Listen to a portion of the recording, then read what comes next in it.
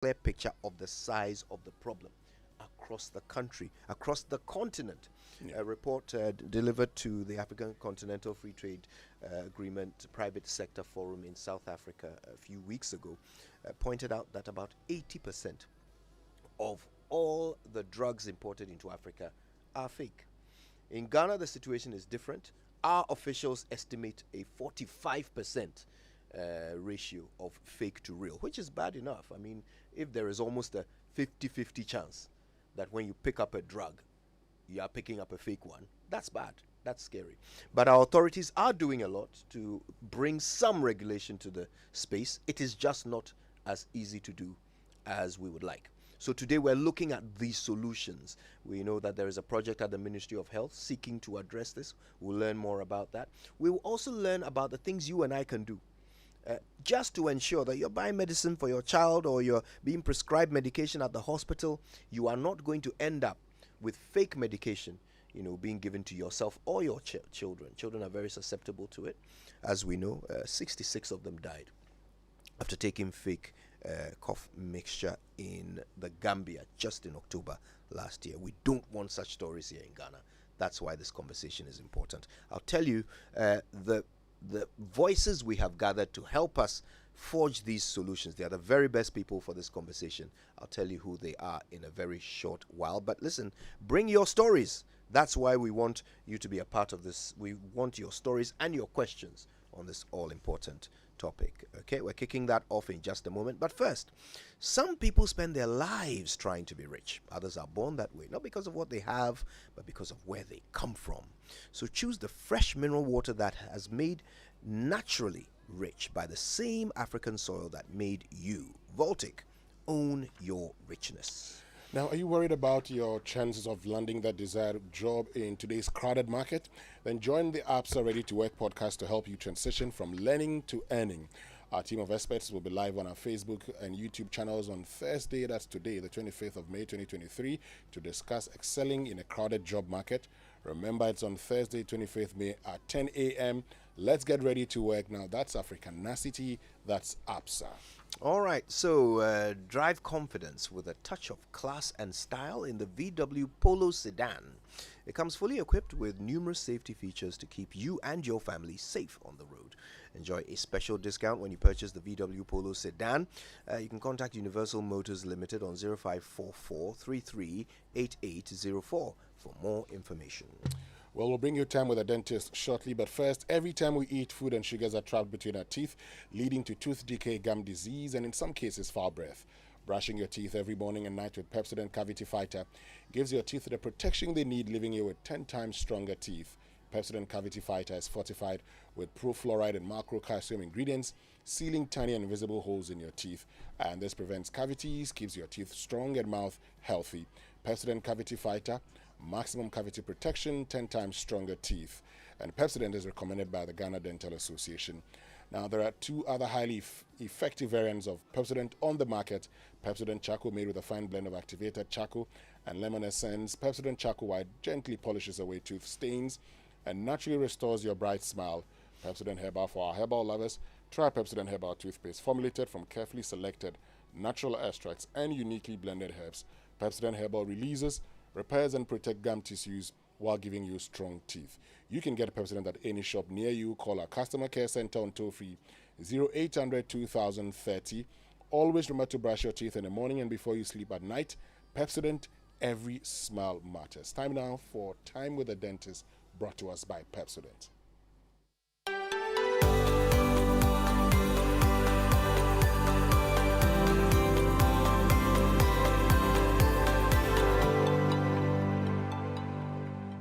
Tell me, when was the last time you visited your dentist? Within the last 6 months? 1 year? Beyond 2 years? Never? The Ghana Dental Association recommends seeing your dentist at least 2 times each year in order to maintain optimal oral health. My name is Dr. Gwendolyn Amakwe Baiche, and this is Time with the Dentist, proudly sponsored by Pepsodent in partnership with Ghana Dental Association. So why should you visit your dentist this often? The primary reason is for prevention. As the saying goes, prevention is better than cure. I know most of us have the habit of visiting the hospital or clinic only when we are in pain or discomfort. It is important for the dentist to institute some preventive measures to avoid dental disease, like fluoride application to strengthen the teeth and sealants to prevent tooth decay.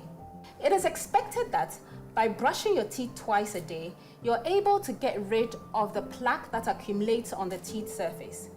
But once plaque hardens over time to form what we call tartar or calculus, your toothbrush is unable to get rid of this tartar. Tooth replacements, be it fixed or removable, like crowns, bridges, or dentures, also require regular professional dental care, as they can equally accumulate plaque and tartar. So another reason to visit the dentist regularly is to have your teeth professionally cleaned to keep your teeth and gums healthy. Early detection and diagnosis of diseases of the mouth and teeth is very important. These may seem minor at first, but the longer you wait to see a dentist, these problems develop into something more serious, which will require more extensive and expensive treatment. Also, if you already have an ongoing oral health problem, regular visits will enable the dentist monitor your progress and respond to any new developments early. As the mouth is a reflection of the body, the dentist is usually the first to detect a more serious medical condition that you may not be aware of. These are medical conditions or diseases of the body that have an oral manifestation or show signs in the oral cavity. The dentist can also give you good advice on how to care for your teeth, what to do in emergency situations, the changes to expect with the children as they grow, and answer any question you may have.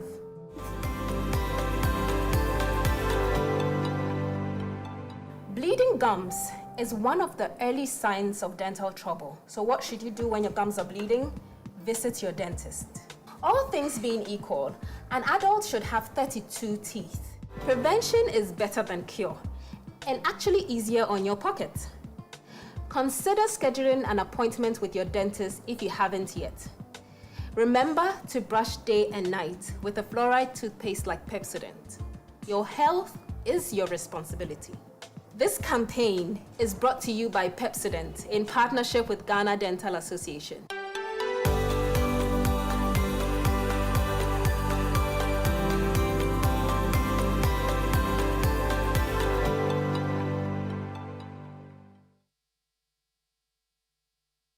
My people, Philadelphia. Our very own Adansi Travels is 10 years old. I hope you remember what they did on their 5th anniversary with a 555 figure and even the power of 8. Then this will be a 10-day thing.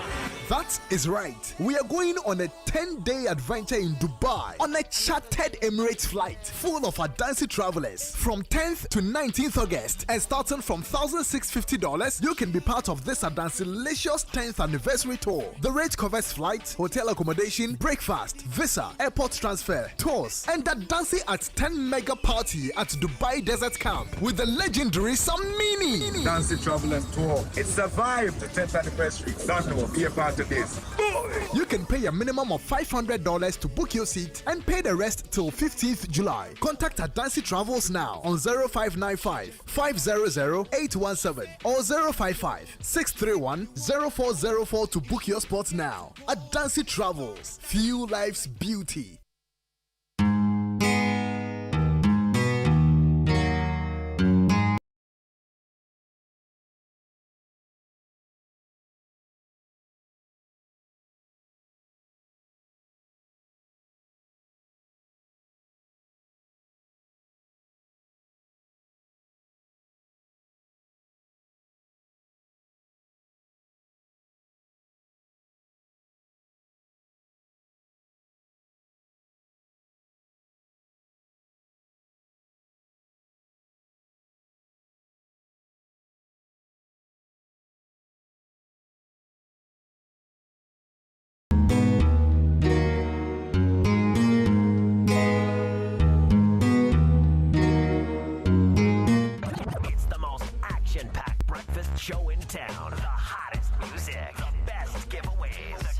interviews, and all the laughter and fun you can imagine.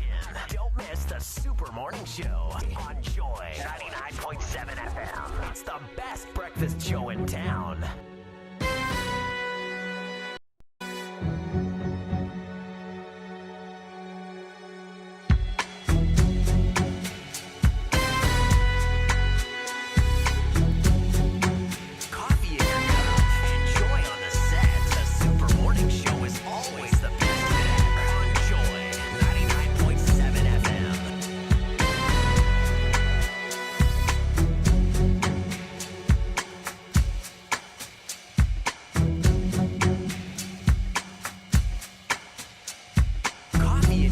Reflection on the water, more than darkness in the depths. See him surface in every shadow. On the wind, I feel his breath. Golden eye, I found his weakness.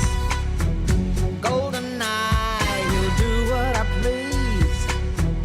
Golden eye, no time for sweetness, but a bitter kiss will bring him to his knees.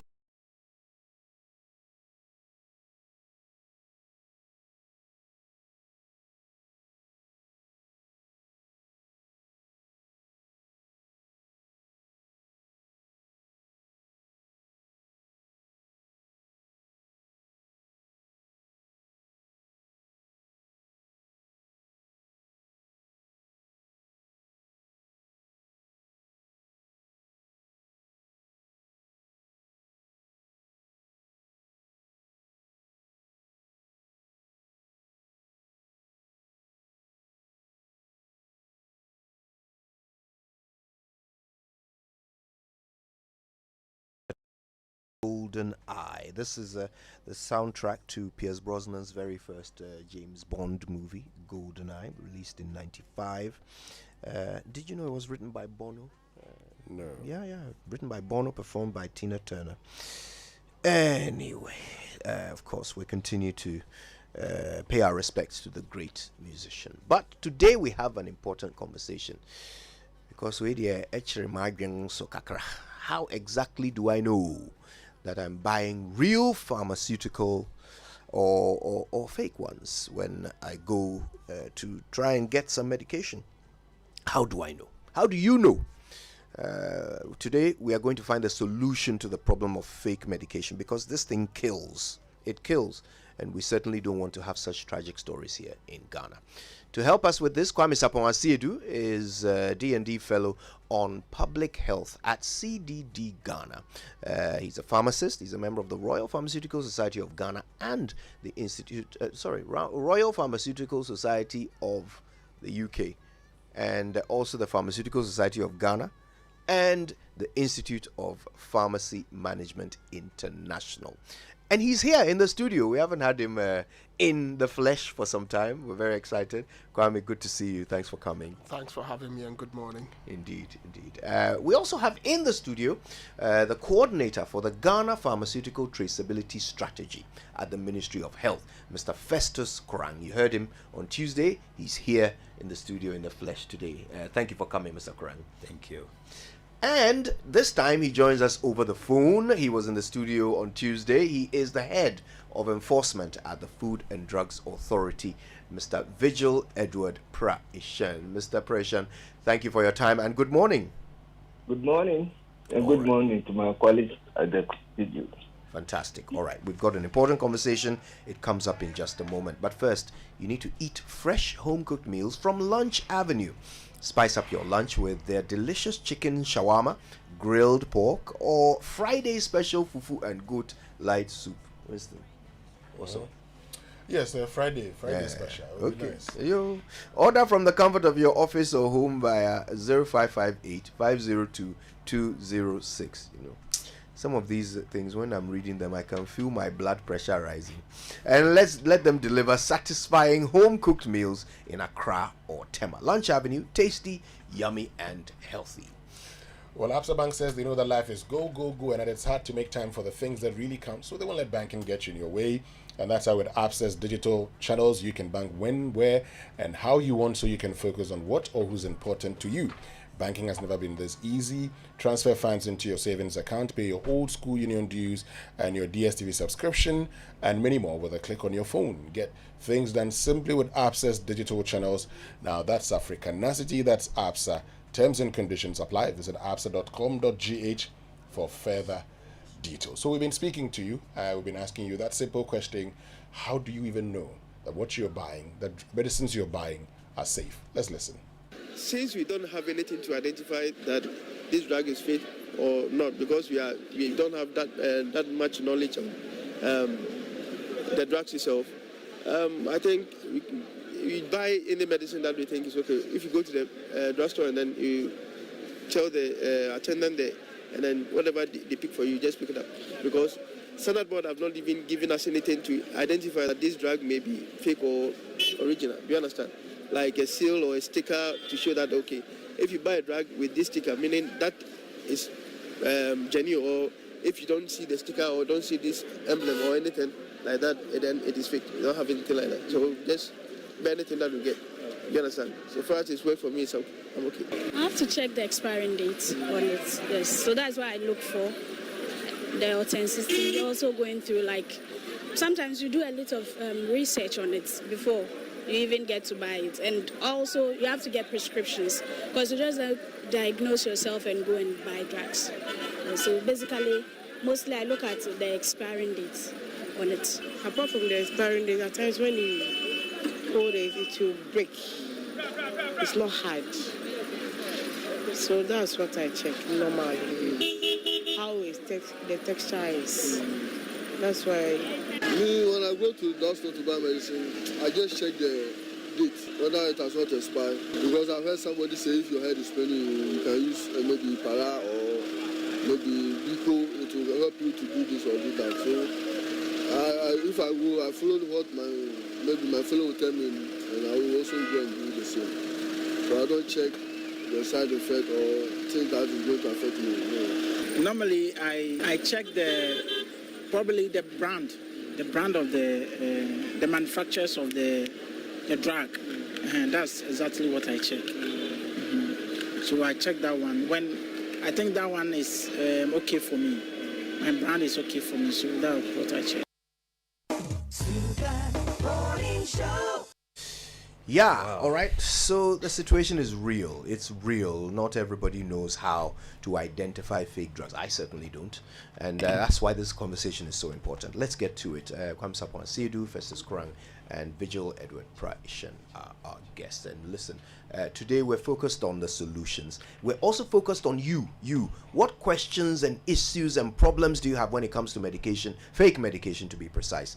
Use the hashtag JoySMS, start tweeting at us. We will open the phone lines in a bit so that you can call in with your questions for our guests, okay? But let's get started. Today we want to focus on solutions, but quickly let's try and understand the problem we are trying to solve. According to a report that was presented to the AFTA conference in South Africa just a few weeks ago, about 80%, according to their estimation, of drugs imported into Africa are fake. This is problematic. In Ghana, our own authorities suggest that it's about 45%. But according to the Ministry of Health, 10% of child deaths are caused by fake medication. That is serious. So we need to safeguard our community, our children, ourselves, from what a fake drug can do. So before we get into the solutions, which is our focus for today, Kwame, tell us why it is far more serious than people might envisage, the fact that you could possibly buy a fake drug on the market. Thanks, Kojo, and good morning to listeners. I mean, you basically need to understand how medicines work to understand the dangers of fake drugs. For every medicine, there's what we call the therapeutic window. And what's the therapeutic window? Is the minimum dose that would be effective, and the top of it is the maximum dose above which you get more side effects than the drug will give you medicine. So when you take any medicine, it should be within that window, just above the minimum, but below the maximum. When it comes to fake drugs, a number of things can happen.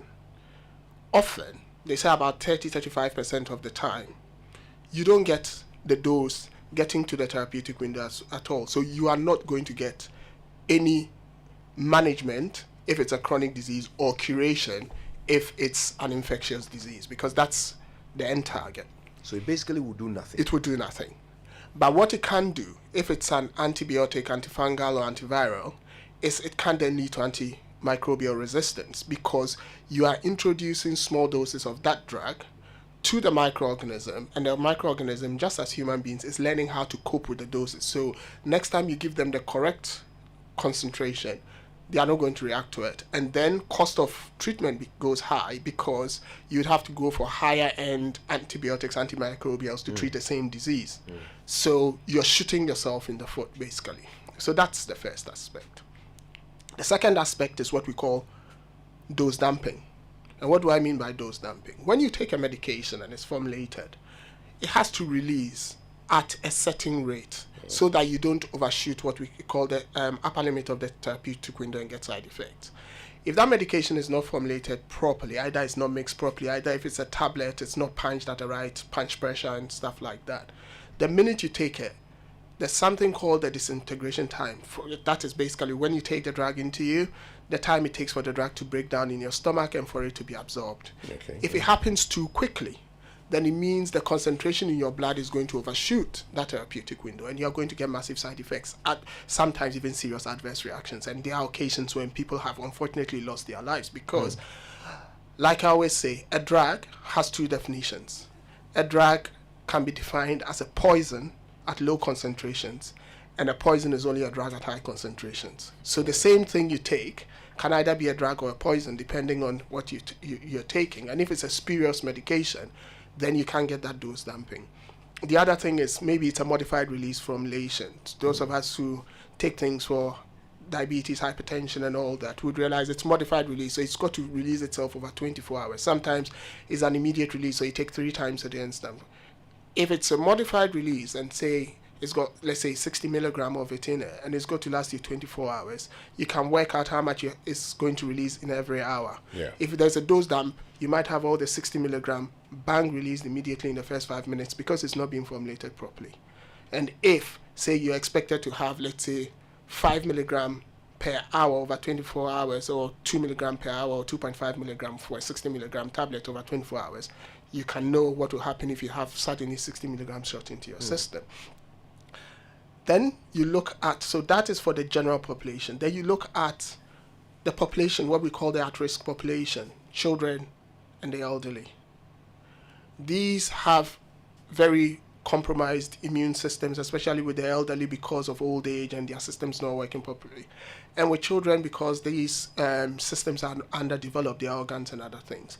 So if you give them a substandard product, then these have a high probability of unfortunately losing their life. And that is why when Virgil said they are playing with a number of about 45%, and Mr. Crane said their records show that 10% of deaths in children is directly a result of spurious medication. The two correlate, you see, but the data we don't have is what percentage of those adverse effects, like side effects, hospitalizations, have happened as a result of these medication. So that is the size and the risk of the problem. But when you're looking at it like this, I always say that it's good to know the size and the risk of the problem, but how do we solve it? Indeed, and that's what this conversation is about. I'm going to start with you, Mr. Krang, because your work is specifically to find a solution. That's right. You work with the Ghana Pharmaceutical Traceability Strategy Project at the Ministry of Health. Exactly. Tell us what that is. Okay. Thank you for cherished listeners.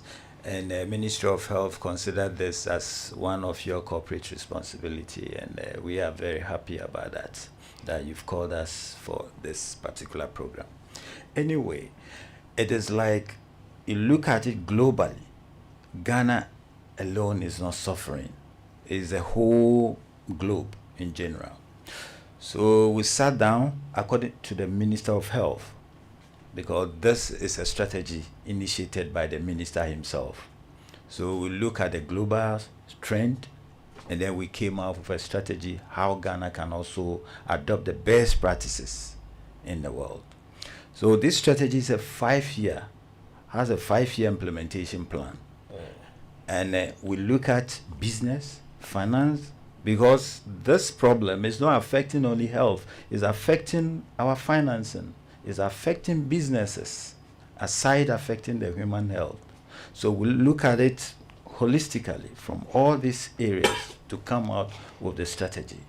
For this reason, our stakeholders come from diverse areas, from the Ministry of Finance, from the GRA, then we look at our stakeholders from the manufacturing sector, we look at the private sector. Almost all these people were brought on board to come up with this strategy. And it has a 5-year implementation plan. So what is the strategy? What are you aiming to do? Well, first of all, the Ministry of Health has laid down a platform called Ghana Initiative Logistic Management Information System, GILMIS for short, and is to ensure visibility of medicines from the central level right down to the primary healthcare level, to the CHIP compounds, to the patient. And based on that platform, we decided that we have to build on it the traceability system.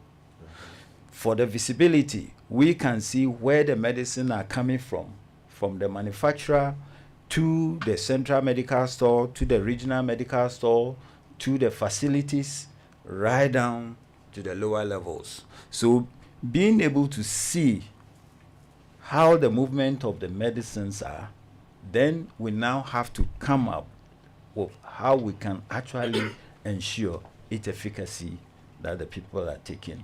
So the strategy actually has a 5-year implementation plan. Yeah. So hold on a second. You know where the medicine is coming from. That's it.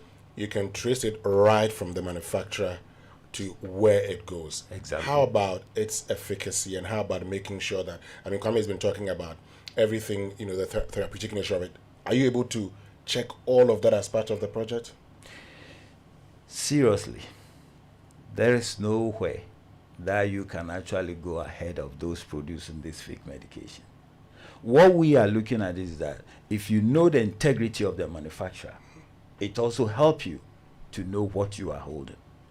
That is one of the basic thing you have to look out for, the integrity of the manufacturer. Then after that, as Vigil came in, you do the post-market surveillance. Even though you trust the manufacturer, you still have to do the post-market surveillance to see that what they said they are giving you is what is out there in the market. So basically, this is one of the... So you're looking at right from the central stores, you've checked all of that. Exactly. How about, the pharmaceuticals that bring them in and they get straight into the market? You're able to check all of that too? I like this line of question. We spoke about visibility. Very good. You know where it's moving. Now, it's going to be, the strategy is said that it's like a channel where every medicine, supply chain channel, where every medicine that get into the system will have to pass through that channel. Now, the end result is that we're coming out of such a system that the end user can have maybe a mobile phone, dial a code, and see whether the person have to take the medicine or not. If the code tells you don't take, it means it didn't pass through the channel. We cannot stop all the people bringing it from various places. That one, but what we can do is to ensure that the one that is coming through the right channel. Yes, and then we will come out with an app. Then the app will actually help the consumer take or don't take. That is where we are going. But as to whether you should be able to get exactly whether the thing is fake or is also another level that after that we will get to.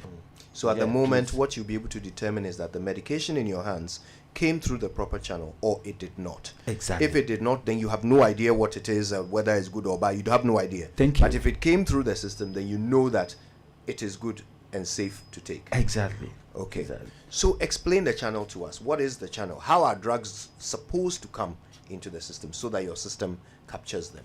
Well, So the FDA is at the port. We have the GRA there. When the drug comes, they have to actually, the FDA is on top of it. Now, with our strategy, we have a system called Global Standard 1, GS1. They provide the codes, like the GTIN numbers, the global location number, and either barcodes that can identify the medication where it's coming from. For example, if you take your bottled water and you look at something will come out to tell you the manufacturer's name, where it's coming from, the expiry date. Now we want to add more to this system, whereby when it comes and the FDA is not able to catch it, the FDA is not able to arrest the situation, then everybody will know that this didn't come through the right channel, and therefore you don't have to solicit for it. So basically, that's what we're doing. So you said there will be an app that the customer can use to check each medication and ensure that it came through the right channel. So is the app already existent? No. That is why the strategy has 5-year implementation plan. Okay. First of all, we look out for the governance, because there should be people who should be in charge. Unfortunately, the Honorable Minister is the chair of the steering committee that is looking out for this. In fact, he doesn't give it to anyone. He himself handled it because he said he has been a victim. So for this one, he wants to make sure this strategy works. So the governance structure, we have a steering committee, we have a technical working group, and we have a whole secretariat also seeing to this. Then the next strategy is looking at the point of regulatory. Next is also looking at it from the whole supply chain system. Then we look at technology, because we cannot do without technology. Technology is what we're going to base on. Then we are also going to look at the skill mix, the people who are going to work on this. For now, what we've been able to do is that we come out with the governance structure.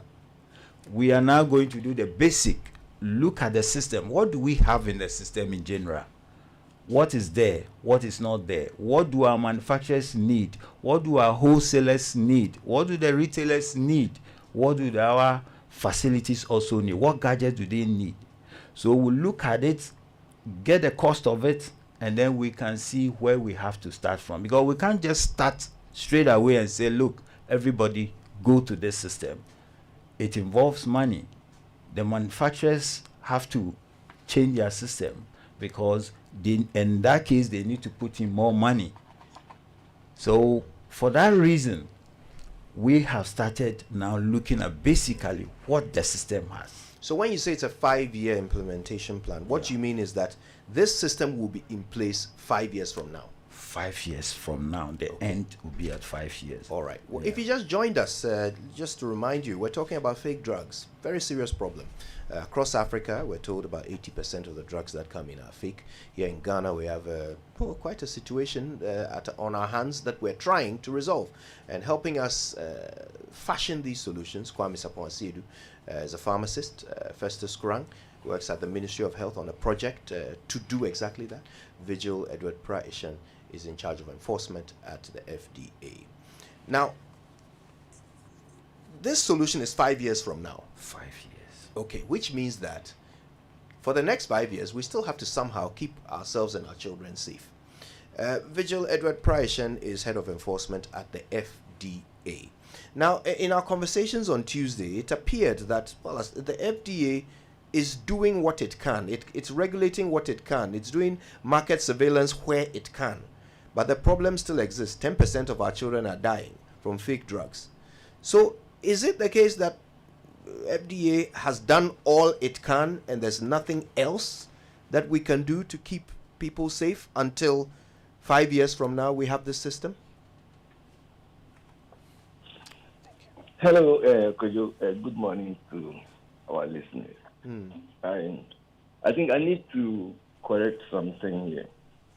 The last time I was there, I made mention of the fact that we have different failure rate for different group of drugs, and that the highest we've come across so far is around 45%, which for a particular group. And even the 45% that we're looking at or we're talking about is as a result of poor handling and transportation of this particular group of drugs from maybe the manufacturer to the final user. So it's not a total situation of substandard and falsified. It's rather more of poor handling, poor storage, and all that, which FDA is trying to work on. Well, if you look at other group of drugs, I said, for instance, anti-malaria that we use, which is very common, it's less than 1%. For antibiotics, we're talking about below 5%. So if you say 45%, it's making it look as if the total failure rate is 45%. No, I was trying to be specific. All right. Thanks for the clarification. Good. Now, coming back to your question, I think FDA, as we currently speak, has a lot of measures in place to make sure that the quality of drugs that we access on the market are of good quality and are safe. Okay, apart from the identifications. And the last time I was there, I tried explaining that before you bring in medicines into this country, first of all, must be a registered entity with the Pharmacy Council. Apart from that, you need to put in an application to the FDA. You come with it to all your supporting documents, with your samples. These documents will be evaluated and they'll be subjected to scrutiny. Samples will be taken to the lab.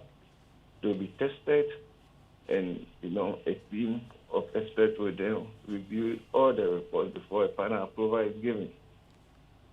Even that, before you import the drug, you still need a permit. And this permit gives specifics.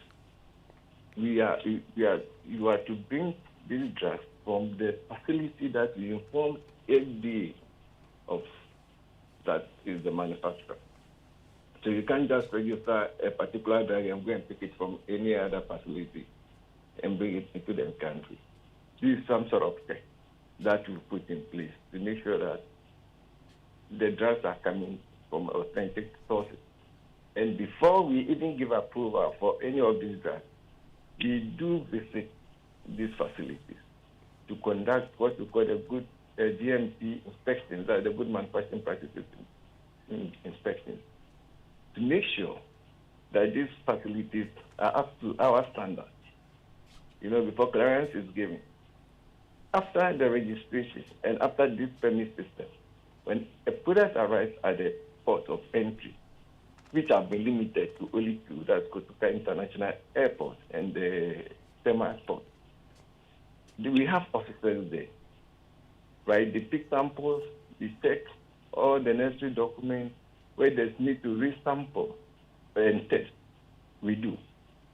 When clearance is given for these products to enter the market, we still do the market surveillance that my colleague Festus was talking about.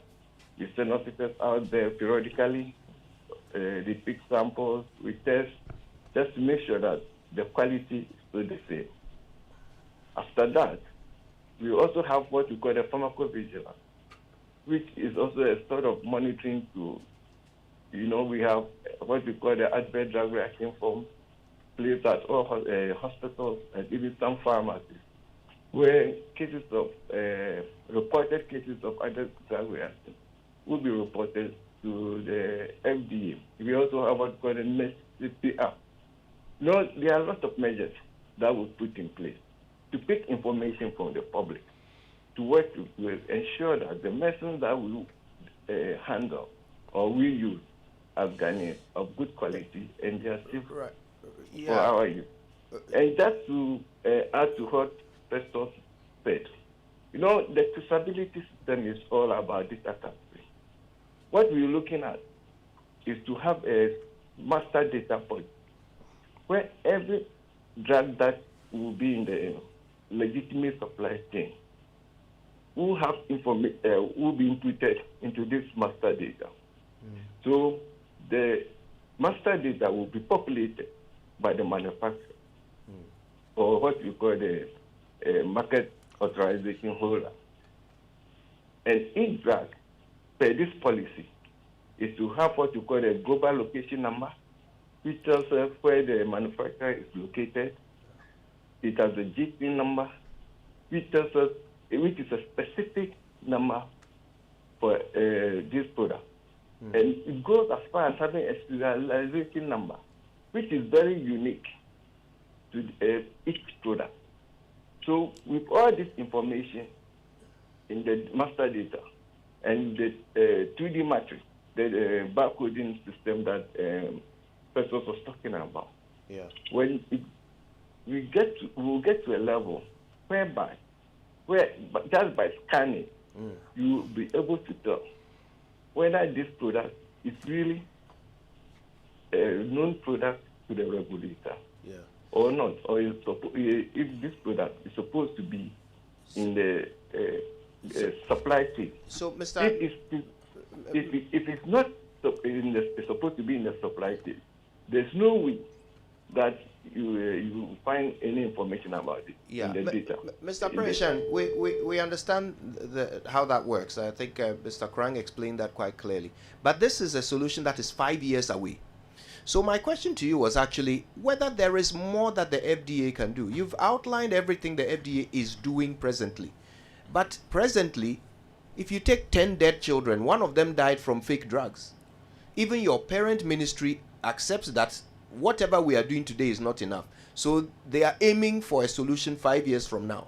I'm asking that in those 5 years, what else can the FDA do to protect us? What else? You've told us what you're doing now. Is that the extent of it? Are there no conversations at the FDA about other things that you can do in the meantime? Doing currently is to, create on this substandard and fortified medicine. We've had a program with the WHO. We came up with certain posters. We've had a lot of engagement with stakeholders and all that. And this we're still doing because it's our belief that by enlightening the populace, telling them what to look at for instance, if you're going to buy a drug, make sure that the physical look is as good as what you know. Is to check for the smell, is to check for information on the inner set and the outer set, make sure they tally. You should look at programmatic errors, spelling mistakes, and all that. These things do you think the public are equipped to yes, to these make are these physical checks? checks that you can do. Grammatical errors in drug names and identify a substandard or a falsified drug from an authentic drug. So this is something that we are doing. We are trying to, educate the public, create the awareness, so that the public itself can also identify some of these drugs that necessarily depending on the FDA.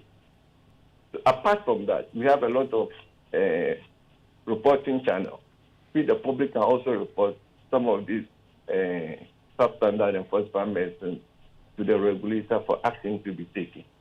So for now, I think that's what we have in place. Okay, but talking about, you've talked about a very formalized system, but the reality also is that not all the drugs that we find today would come from the Tema Port or the Kotoka International Airport. So how do you ensure that those drugs that come from unauthorized entry points into the country also meet all of these requirements that you're talking about? Right, like I said the last time, we do not allow drugs to be imported into the country through all the other points of entry. Apart from that, we have our physical presence at this ports of entry. We have officers at Elubu, we have officers at Aflao, and all the other outlets that we have. So our officers are mandated to check every consignment that's coming to make sure regulated products are not allowed in when they are not certified by the authority. So that's these are some of the measures that we have in place as regulated. All right. So let me bring in Kwame Sapon-Asido at this point. In fact, let's take a moment. Let's listen to our partners, messages from our partners. When we come back, we continue this conversation about fake drugs. We've heard what government is doing. There's a 5-year plan to set up a system that will ensure that you can tell whether a drug came in the right way or not. There's also the FDA that will continue to do what they are doing and enhance their public awareness in the meantime. Will that work? We'll ask the pharmacist and we'll ask you when we come back from these messages.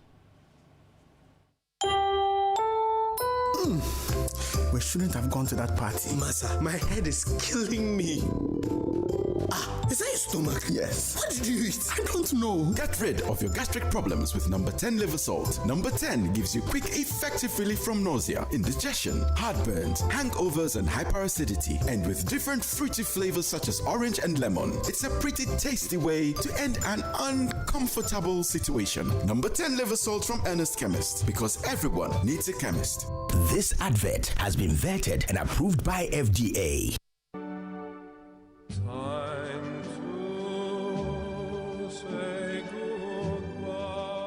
Have you ever been on a cruise? Imagine sleeping and waking up to the view of calm blue waters in the comfort of your cabin whilst visiting different cities like Santorini, Mykonos, Barcelona, Bahrain, Walvis Bay, and Venice, where for about 7 days you're treated like royalty on board a floating resort with food, drinks, entertainment, accommodation, and several relaxation and fun therapies. Our packages to the Mediterranean, Southern Africa, Greek islands, and the Persian Gulf are available every week. Talk to your cruise people today and learn about the cruising and how it impacts productivity, mental health, and your general well-being. For inquiries, call your cruise people on 0308 251 055 or visit yourcruisepeople.com.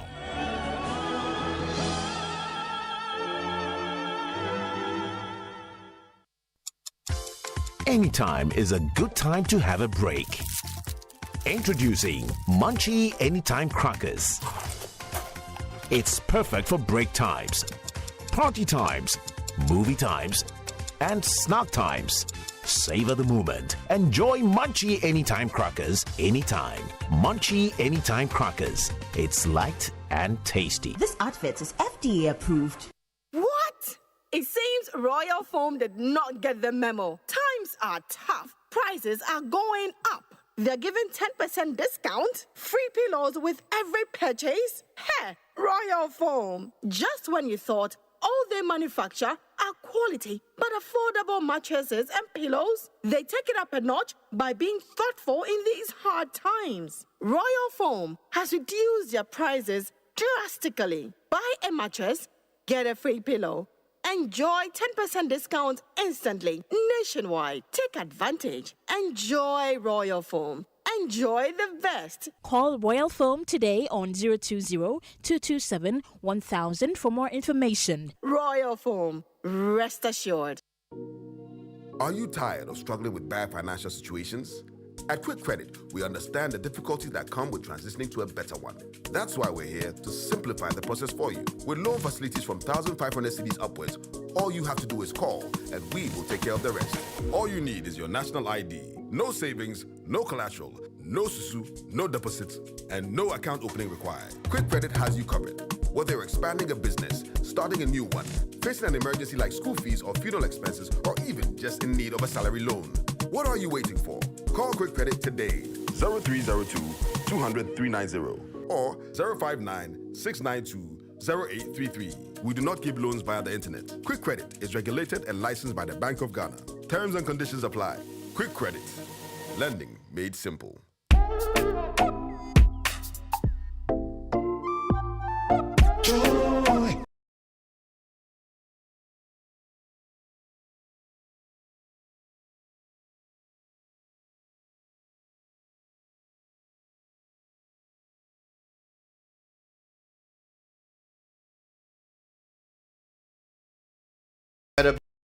Everybody's favorite breakfast, right here on Joy's the Super Morning Show.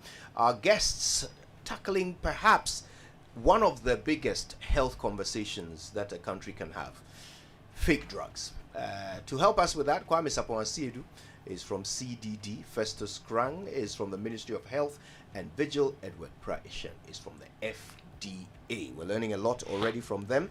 We're about to get back into that conversation. But listen, now is your time to enjoy the Royal Foam mattress at an affordable price. Okay, things are hard, but Royal Foam says they are bringing you a sales promotion dubbed Wonsuwumrenye. So you get a 10% discount on the current prices of mattresses. That's 10% off, plus free pillows. So listen, rush to any Royal Foam shop to enjoy this, and call them on 020-227-1000 for more information. Royal Foam, rest assured. Well, its historic, iconic, and thrilling birth in Spain in 1635 caught the eyes of the world, performed in almost all stages in Europe, and listed as one of the 40 greatest plays of all time. Now in Africa, Ghana, Accra. It's the Afrocentric edition of Life is a Dream by Latif Abubakar, a Spain-Ghana production, live at the Accra International Conference Center, 27th and 28th of May. 2 shows each day, 4 p.m., 8 p.m., 150 Ghana cedis for a ticket. Just dial *447*1092# to grab your tickets, or visit at Latif Globe on Facebook, Twitter, Instagram for details. And tickets are also available at Joy FM, Bachona Total, and Airport Shell. Life is a Dream, sponsored by the Embassy of Spain and M&C Group, and supported by the Second Coming of Nkrumah Project, powered by Joy Entertainment, Graphic News Plus app, and Globe Productions. Globe Productions, experience the best. All right, now guys, you need to listen to this. You know, the weather has been very, very bad in recent times, and it affects power supply. So ECG is putting out some very important information. They say, listen, although they are working tirelessly to strengthen and maintain a robust distribution network, massive rainstorms, stormy winds, they usually cause trees to fall, billboards to be ripped, roofing to fly off, buildings, onto their electrical conductors, which result in outages. Now, these outages are caused by what they call transient tripping or temporary interruptions on their feeders. They try to restore them as soon as they can after the rainstorm. However, permanent faults on these feeders will have to be rectified and may take a while to be restored by engineers. Okay, so they want you to be aware of that.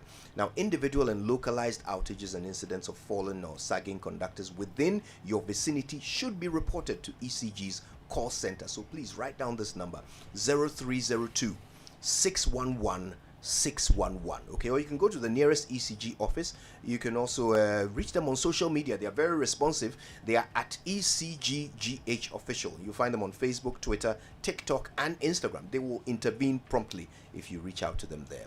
ECG would like to caution everyone to be extremely careful during rainy days, and do not go near any sagging or fallen electrical conductors, because it could be fatal.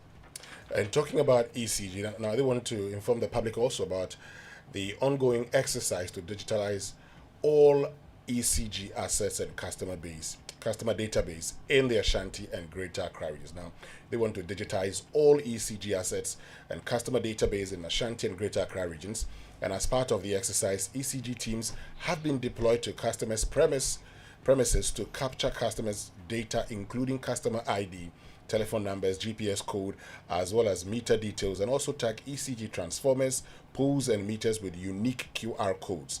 Now, customers are advised to inspect the ID cards of teams who visit their premises, and if in doubt, call the project manager on 0249 106118. That's for the Greater Accra region, 0249 106118, or 0249 110996 in the Ashanti region for authentication of their identities.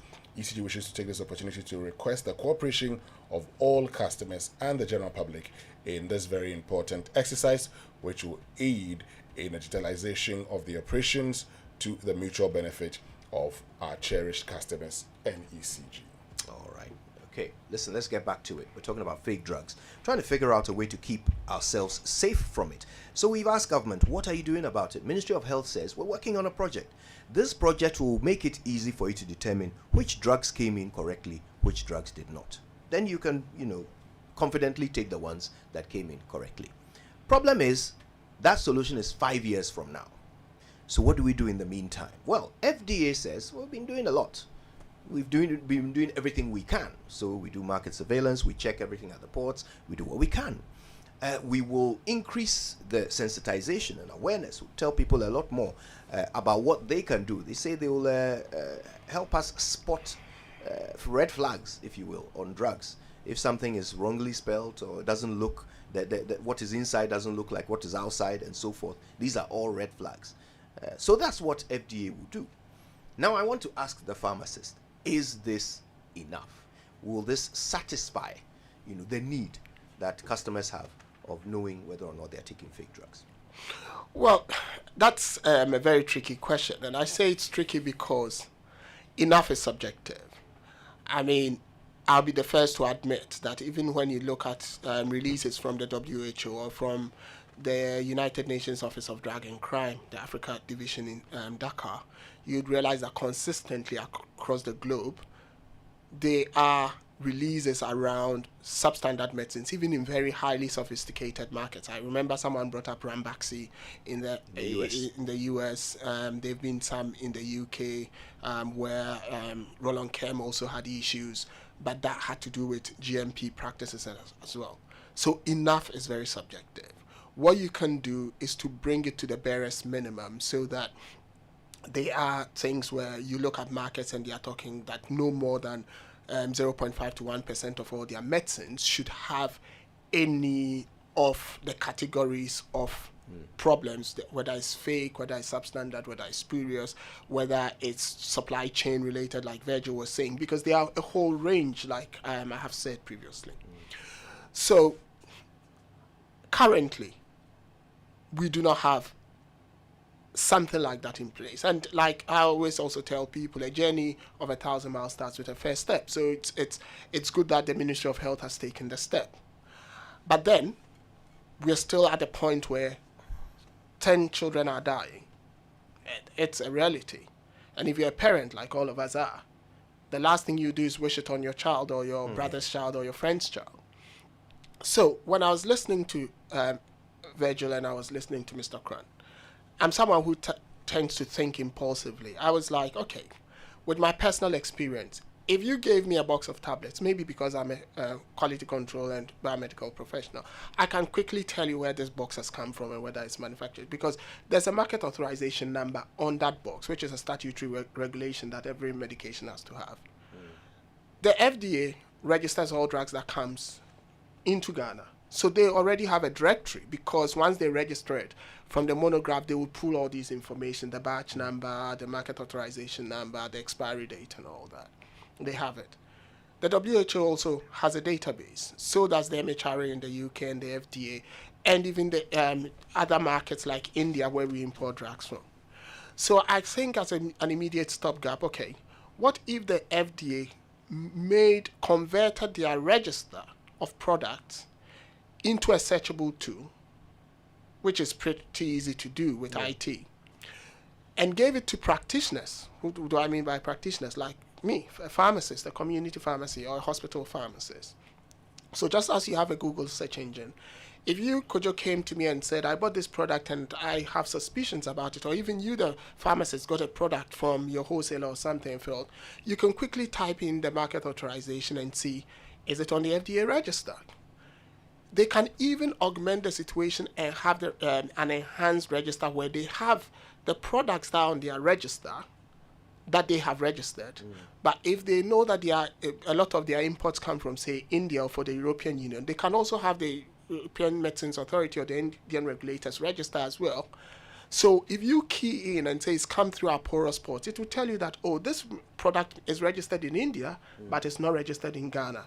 For which case you might see that it might be a clone or a counterfeit, because someone might have made it in India, cloned the market authorization, brought it into Ghana through the porous borders, and then you as the practitioner can then aid the FDA by reporting to them that, look, I've got this product, I got it from wholesaler X, I can see that it's registered blah blah blah in this country, but it's not registered in Ghana. Is it possible that you can actually do a second check? I may be getting it wrong, because the point is, if I'm standing in a community pharmacy, it's so difficult, even with an expert eye, for me to tell that this is counterfeit, substandard, or fake. So if I have something like that, it becomes a tool that I can use. So I am sitting here wondering that would something like that not aid my practice? And the answer to me is yes, it would aid my practice. And the other advantage is it would give organizations like the Pharmacy Council and even the FDA, who are the regulators in the space, the opportunity. For example, if you came to a community pharmacy and you have the database available and you said, oh, could I quickly have a look if you are using the database and they are not using it, then you can challenge the practice in that pharmacy, because then you know that that pharmacy potentially might be putting their patronizers at risk. That's one thing. The other thing I can look at that quickly comes to mind is we have over-the-counter sales points. They are not supposed to sell prescription-only medicines. So Virgil is talking, it's a brilliant idea about public awareness. So the first thing you can do is, look, the public should learn, if you have a prescription, never take it to the over-the-counter point. And the reason is simple. They are not supposed to stop prescription-only medicines. So if you are buying your prescription-only medicines from there, you are sure they didn't get it through the supply chain Mr. Crane was talking about, because the wholesaler, ideally, if they are practicing properly, wouldn't sell to the over-the-counter person because it's a prescription-only medicine. So if you as a citizen then don't take your prescriptions there, then you also cut the tendency for them to be unscrupulous and try to buy the products, because they are not going to have their footfall coming in to purchase it. These are further things we can do. And so if these things are not in place and you ask me, have we done enough? I would, based on the broad pace I've said, not exactly, but are we getting to the point where we're doing enough? Yes, because I can clearly see a journey has started, and the footprints of the journey, as in that document, are clear to lead us to the point where we would do some of these things. All right. Let's open the phone lines. I want to hear from you. I want to hear your questions, experiences, issues that you want to bring up with our experts. You know the numbers: 0302 216 541, 055 1111 997. While we're waiting for the first call, I want to ask you, Mr. Krang, what Kwame has described, that is really what your project wants to achieve, isn't it? But his description doesn't sound like something that would take 5 years. Looks like the database is already at the FDA. FDA is part of your project. Really, should it take 5 years to make that a searchable tool so that everybody, even customers, can access and check and see whether the drug they've just paid for came through the right channel? We are talking about satisfying the whole populace. And if you are going to satisfy the whole populace, you have to take the whole populace on board. You just can't start a particular day and say, bam, we've started. No, it starts from somewhere. And but that will is it take why 5 years? We have a lot of things to do. For example, I started telling you that currently, what do we have in the system? Currently, what do we have in the system? What do our local manufacturers have? What do the wholesalers have? What do the facilities have? We need to look at all what they have and then come up with a system knowing that, well, it will cost them this to get to this level. Okay. It will cost them that. We'll get you to explain that a bit more in a moment, but I don't want our callers to wait too long on the line. Mami is in Takrade. Hello, Mami. Good morning. Hi, good morning, Kojo. Okay, so I have a quick question. So I suppose clearly our FDA is not ready to take any serious action now. 5 years before we are able to get to a point where we can check if drugs we're buying are proper drugs or not. Here's my question. Do the pharmacies not have any responsibility at all to check what they are receiving from their wholesalers? Surely they must also bear, some responsibility. What are they selling to us? What are they retailing to us? Can they not invest in systems that will check what they're selling to us? This problem seems rather, scary. And I think that at least pharmacies, yesterday or the day before, I must have heard somebody on your radio station talking about an app they've developed, which they're using in Nigeria, which helps to sort of check these things. Yeah, I think the pharmacies should also, from their profit, invest in things like this. Thank you. Thank you, Mami. Thanks very much. Kwame is in New Bawe. Hello, Kwame. Good morning. Good morning. Yeah, I want to suggest something. You see, we have so many pharmacy schools now. We have KNUSC, we have Legon, we have Central University. So as part of their project work, let those who read pharmaceutics go out, pick drugs from the shelves, and do an assay or an analysis. And then, if there's any negative finding, they suggest it to the Food and Drug Administration to take care of those things. So the university education should not be just do some of the project work which we do, which have no relevance to the society. Thank you. Thank you, Kwame. You can call us to 0302-216-541, 055-1111-997. We're talking about fake drugs. If you have questions and issues, our guests can help. Oko is in Kaneshi. Hi, Oko. Yeah. Good morning. Good morning, Oko. How are you? I'm fine. On this discussion about the fake drugs. I thought Brad Simmons invented something some years ago, which most African countries are using. It is even going global. And I'm surprised that this topic has, you haven't even called him to find out how far. Oko, we did call him. We spoke to Bright on Tuesday.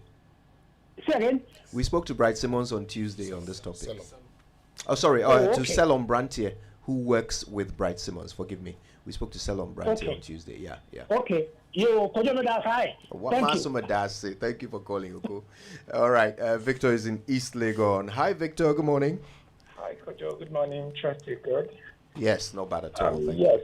I'm into the tech space, and I think as Ghanaians, we kind of look down on our tech industry a lot. I think some of these things, we don't need the whole system or whole investment to even get it done. We just need the data from the FDA to be out there. And if they're able to publish the data, we can just pick it up, create an app, and create a database where you can verify anything that has been registered with FDA. And this does not take even a year to implement. So I don't know if they want to reach out. I'm into the tech space, and I'll also go and look out for this data to get them something in the nearest future. But I don't think they should go up to a year. Ghanaians, as Ghanaian tech industry, we're able to do it way better than this. So let's put that into consideration. Thank you, Victor. I appreciate that. This is what I like, when we talk about problems and people who can help solve them, phone in with suggestions. I love that. Salifu is in Kufuridia. Hi, Salifu. Good morning. Good morning, Kujo. How are you too? Not bad at all. Thanks for calling, Salifu. Okay, sir. I just want to ask or tell the pharmacy that most of the people in the stores, when you go to buy medicine, when you have a prescription to them, they don't take their time to explain to us what the prescription is. They just give you the medicine, that's all. So they should always try to ask how we take it, the dosage, and then how it works, the number of hours it will, or whether you should relax or you should do anything. Thank you. Thank you, Salifu. Thanks for the suggestion. Let's go to Kumasi and take one more call before we come round for answers from our guests. Ken is in Kumasi listening to Love FM. Ken, good morning. Good morning. Talk to us, my brother. I think FDA should have been the first point of call, but it seems like they are not doing their job. So, for that matter, the pharmaceutical shops are the ones to help us, because they are those that go for the drugs. And then when you go for a drug, and at the end of the day, your customer find out that the drug is fake, I think you are collapsing your shop or maybe your way. So the best thing is for them to make a thorough investigation about the drug that they are purchasing. before they come out there to sell to us, the customers. And for me, I think I'm not concerned about those who manufacture the drug. So anytime I'm buying a drug, I just look at that first before I take it home. And my question is, I want to know, when you buy a drug and it's fake, what do you do? Do you have to, attack or confront those who you bought it from, or you have to take it to another level? Okay, what do you do when you find that you've bought a fake drug? We'll get you an answer to that question. Thank you so much. Thanks to all of you who called. Now, we've got answers for you right after these messages.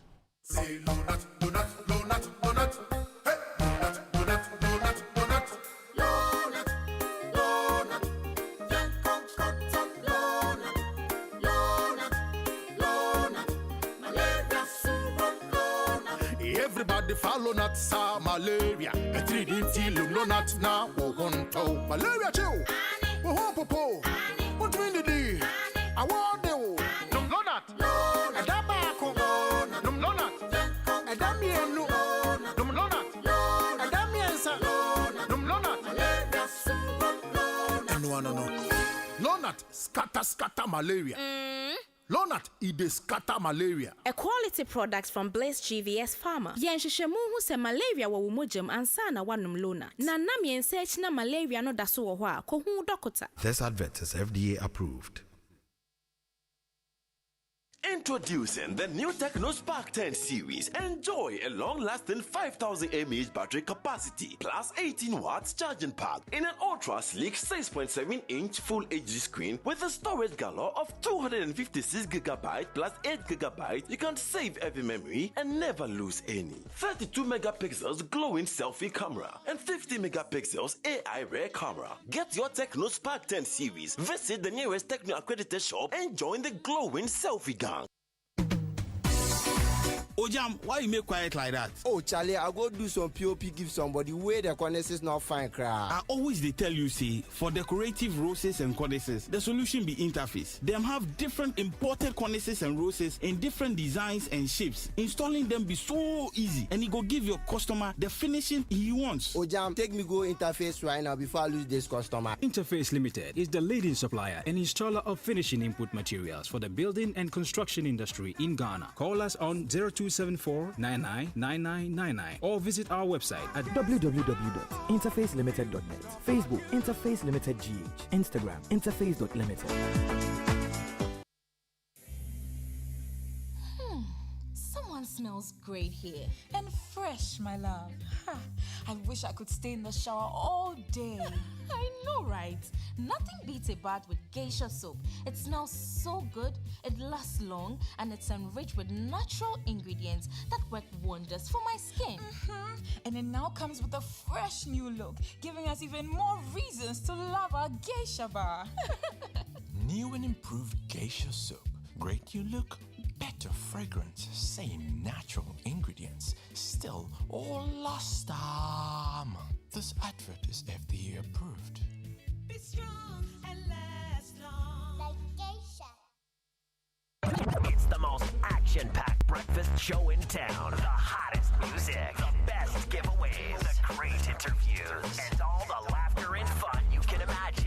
Don't miss the Super Morning Show on Joy 99.7 FM. It's the best breakfast show in town. Right, you're welcome back, and once again, thanks to all of you who called with your questions on this issue of fake drugs. I can see how concerned you all are. In fact, the phone is still ringing, but we have to just make do with what we've got so far because of time. So let's get straight into it. Our guest to help answer our questions, Kwame Sapon-Siedu, is from CDD. He's a pharmacist. Festus Krang is with the Ghana Pharmaceutical Traceability Strategy at the Ministry of Health, and Mr. Vigil Edward Pra-Ishen is Head of Enforcement at FDA. All right, so let's get started. Mami's question was this: do pharmacies not have a responsibility to check what they are selling to us? Should they not be investing in such solutions from their own resources? No. Pharmacists the profession, the motto is Friends of the Human Race. So we have a responsibility to the human race and Ghanaians as a generalization to ensure that what we sell to them is genuine. If you listen to Mr.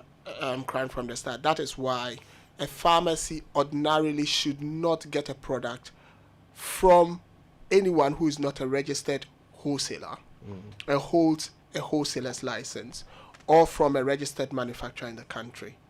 That is as far as you can go by guaranteeing the supply chain authenticity from authentic sources.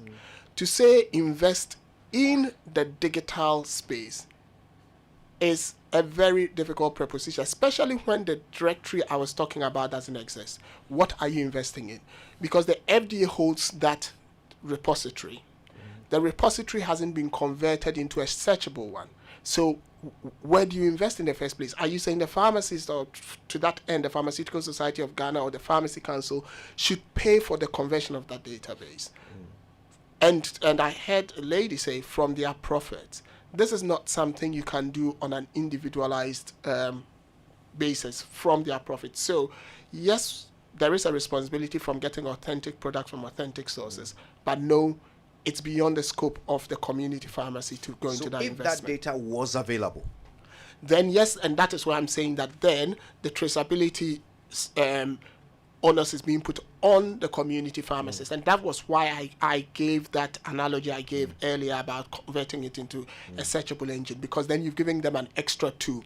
So in that case, if even a pharmacy inspector from the Pharmacy Council went to your pharmacy shop, picked something from your shelf, and found that it wasn't registered in Ghana, they can hold you personally accountable because you have the tool to have checked when you got your stocks from your wholesaler, whether they were authentic or not. And then they can ask the secondary question, did you actually get it from a wholesaler? Where are your invoices? Because maybe you have been unscrupulous and have bought it from someone who came with a briefcase. So these are the things, and that is why I think the directory is a game changer.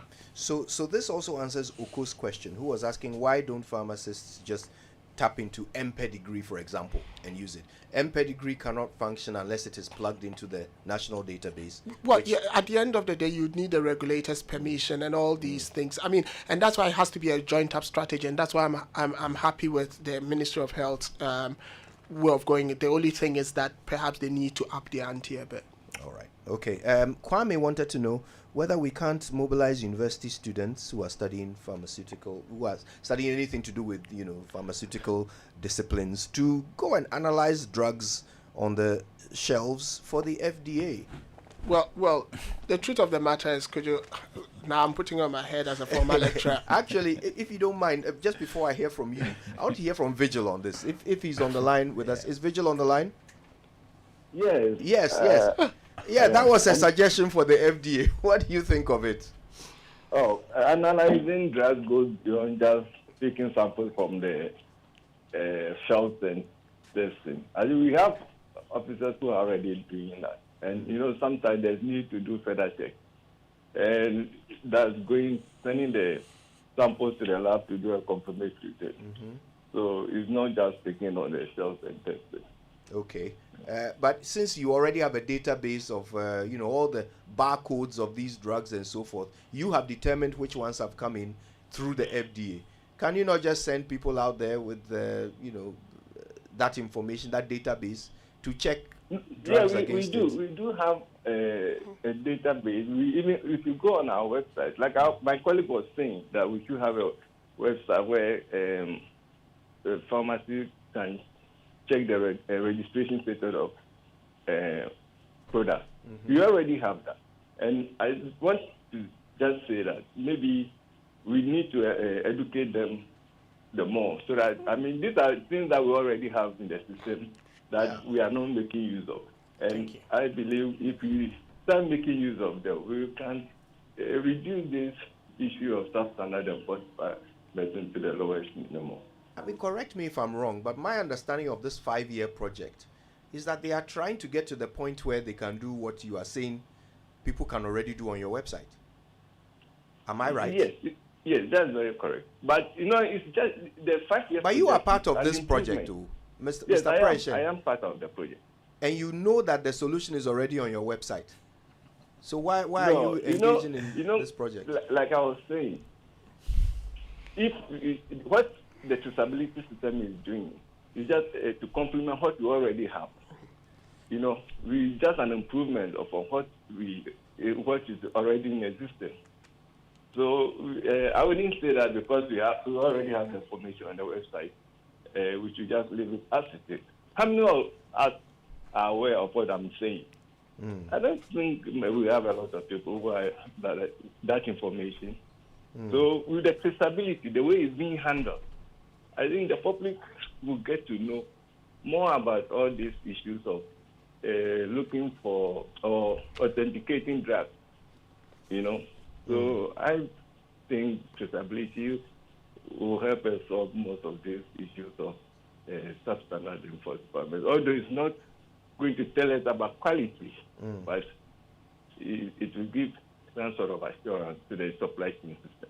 Okay. Victor wanted to know why we look down on tech in this country, because if this database was out there, people could come up with their solutions. Mr. Korang, have you had private, people come up to you and offer to help your project with their know-how, as long as the data can be made available to them? Well, we've not received anybody currently. However, we are aware. As a mother ministry, we are aware. That's why we're coming out with the policy. And I wouldn't sit here and do advert for somebody. In fact, the gadgets he's trying to talk about, we are aware. But we are aware of others too. Some have approached the minister. The minister listened to them and directed them to the FDA to also listen to them. But what the minister don't want is for him to be gate crash into something we really are not on top of. Because there are many of these gadgets are there, not only from one group, from different groups. So and hire they've approached experts us to assess them, open a tender, Exactly. And it takes some time. 5 We years. just don't call them. We said 5 years. It doesn't mean that 5 years. But we've given ourselves 5 years to ensure that everybody is on board. Children But are dying. 1/10 of deaths caused by fake drugs. We will not be gate crash. Like I said, we won't do advert for anybody. We know there are gadgets. We know there are other people. Other groups of companies have come. The minister have listened. The minister said, go to FDA. Let FDA listen to you. Then FDA will come out with their assessment. We will sit down and go through the procurement process. And then we'll see who is best placed to carry out this activity for us. Okay. Yeah. Salifu had some feedback for pharmacists. He said you should explain medication better to your patients. And then Ken also said pharmacists should help. Fake drugs are bad for your business, but I think you've dealt with that already. And then he says, look, what do I do if I find that I have fake drugs? Bought a drug and it's fake. I'll get a quick response from Mr. Vigil on that, and then I'll get a final word from Kwame. So, Mr. Vigil, what's the procedure at the moment? If somebody finds that they've got fake drugs, what do? Yeah, you can walk into any of our offices. We have offices in 10 regions. You can also, we have a lot of phone numbers that you can just call. We have a toll-free number. You can call on that as well. We have WhatsApp contacts and all that. Do you have these numbers, or do you have a website where we can find them all? Yeah, yes, you can get this from our website. So your website is what? fda.org? fda.gov.gh. .gov.gh. Thank you very much for that. You can easily get that from there. Okay, Kwame, we're going to have to wrap up with you at this point, going into the future. If a customer walks into a pharmacy today, anything at all they can do to reduce their risk of buying a fake drug? Request to speak to the pharmacist. I mean, that is it.